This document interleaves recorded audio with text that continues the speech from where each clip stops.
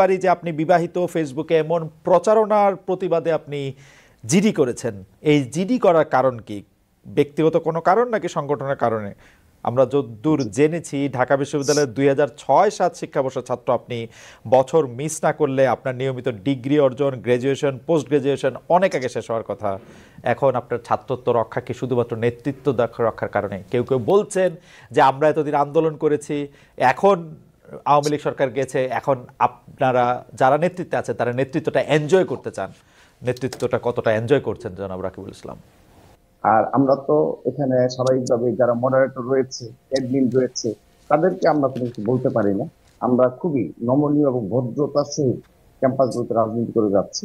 আমি ছাত্রদলের সভাপতি, কিন্তু আমি একজন কর্মীর মতো করে একজন জেনারেল স্টুডেন্টের যে ধরনের অধিকার, সেই ধরনের বাস্তবতাই আমি আমার জীবনযাপন করে থাকি। সেজন্য আমি আমার আইনের আশ্রয় নিয়েছি। দ্বিতীয়ত, আমি ঢাকা বিশ্ববিদ্যালয়ের 6-7 সেশনের পদার্থবিজ্ঞান ডিপার্টমেন্টের স্টুডেন্ট।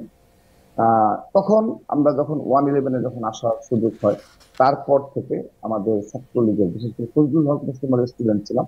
তো তৎকালীন সময় 111-এ ফজলুল হক মুসলিম হলে ছাত্রলীগের সাথে একটি বড় ধরনের সংঘর্ষ হয়। 111-এ ছাত্রলীগ হল দখল করে নেয়।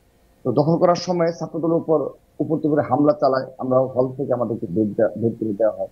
অথবা কার্জন হলে আমাদের, আমি না শুধু, আমাদের ফজলুল হক মুসলিম হলে আমরা যারা ছিলাম অধিকাংশের আওয়ামী লীগ ক্ষমতা আসার পর নিষিদ্ধ করে দেওয়া হয় আর কি।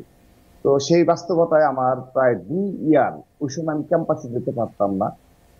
আমার অপর যারা বন্ধু বান্ধব যারা রয়েছে কিংবা সিনিয়র যারা ছিল এবং ইমিডিয়েট জুনিয়র যারা ছিল, তাদের অনেকেই শিক্ষা জীবন শেষ করতে পারেন। আমি তারপরও 2009 সালের পর থেকে বিশেষ করে অনেক কৌশল করে এখানে আমাদের সাদা দলের যে শিক্ষক ছিল তৎকালীন সময় উবায়েদ স্যার শিক্ষক সমিতির সভাপতি নির্বাচিত হতে পেরেছিলাম। মামুন স্যার শিক্ষক সমিতির সভাপতি সাধারণ সম্পাদক নির্বাচিত হতে পেরেছিলাম। তারা সর্বাত্মক সহযোগিতা করেছে। সেজন্য আমি অনার্স সার্টিফিকেট পেয়েছি। আমি শিক্ষা জীবন শেষ করতে পেরেছি।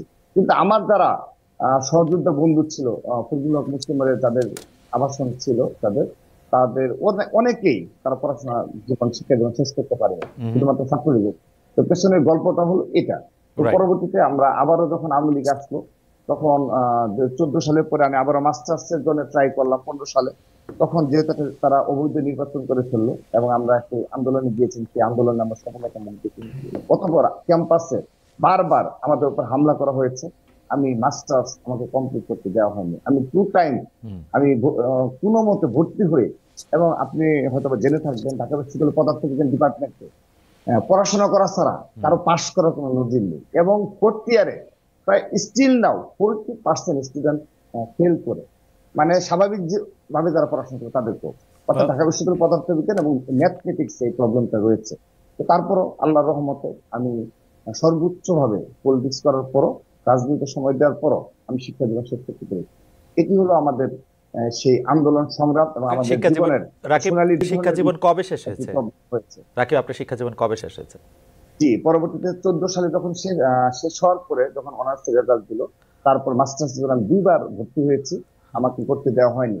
অতঃপর 2018 সালে যখন ডাকসু নির্বাচনের বাস্তবতা, অবৈধ ইলেকশনের পর ডাকসু নির্বাচন বাস্তবতায়, তখন আমি ফিজিক্স আমাকে আর সুযোগ দেয়নি। কারণ আমাদের ফিজিক্স ডিপার্টমেন্টে নিয়ম রয়েছে যে আপনি 2 থেকে 3 বছরের মধ্যে না করলে আপনাকে এলাও করবে না।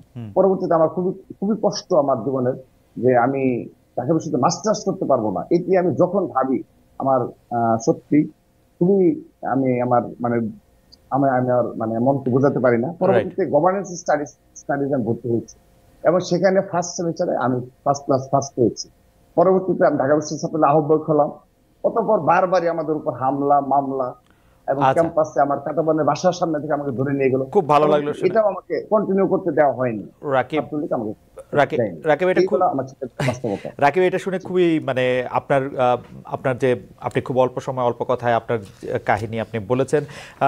তো একটি যে অভিযোগ যে আছে যে এই 17 বছর হিসা আদায়ের জন্য, যেটা আমি বলছিলাম, আমি খুব খুশি হয়ে কথাটি বলছি রাকিব, তা না, কিন্তু বয়স্করা যারা আপনাদের মতো সিনিয়ররা আছেন তারা ছাত্র পদবি ছাড়তে চাইছেন না।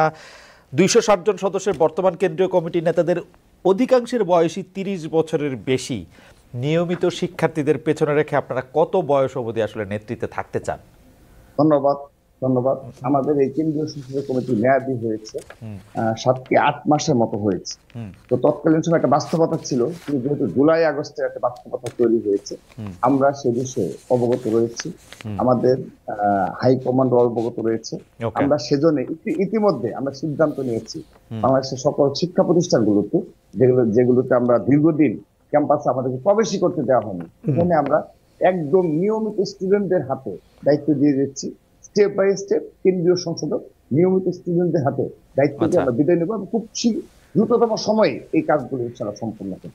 আপ- এটি এমন নয়, এটা দ্রুততম সংগঠনের সময় বিষয়। মানে এটি এমন দ্রুততম সময় তো নানা ধরনের দ্রুততম সময় আছে, মানে 4 বছর 5 বছর অনেক সময় দ্রুততম না, সময়, মানে না, ওরকম না। না, না, না, আমাদের সংগঠনের দ্রুততম সময় এটি বোঝায় না খালি যে আমাদের কি বোঝায় দ্রুততম আসলে? সময়, আমাদের সংগঠনের মেয়াদ থেকে 2 বছর, কিন্তু আমরা 2 বছর না, আমরা টার্গেট নিচ্ছি যে হ্যাঁ আমরা খুব হয়তো বা 3 মাসের মধ্যে আমরা আমাদের যে হুম কলেজ কমিটিগুলো সেই কমিটি সম্পন্ন করতে পারবো, অতঃপর অপর কিছু কমিটি সম্পন্ন করে আমরা নিয়মিত স্টুডেন্টদের হাতে হুম দিয়ে বিদায় নিতে পারবো। এটি একটা সাংগঠনিক প্রক্রিয়া এবং সেই বাস্তবতা আমরা বুঝি, সেই বাস্তবতার আলোকে ওকে আমরা আমাদের সাংগঠনিক কর্মপন্থা আহ স্থির করেছি, ঠিক করেছি।